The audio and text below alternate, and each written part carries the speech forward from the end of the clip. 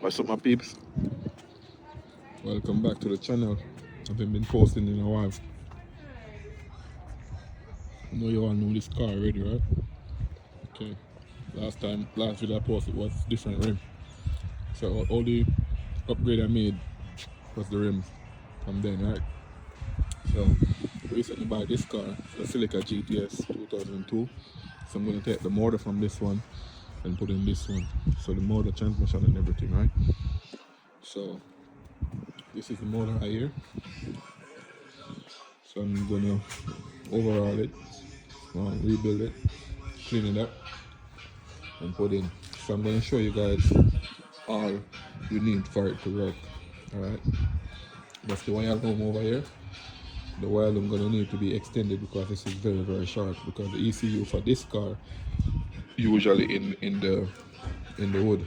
Alright, so we're gonna change that by extending the wire work and then send it in the trunk. So this is the engine right here. This is the axle. You're gonna need these axle, the original axle from this car, right? And then you're gonna do this. This is the gearbox. You're gonna steam it up and thing. So I'll get back to you guys as soon as possible.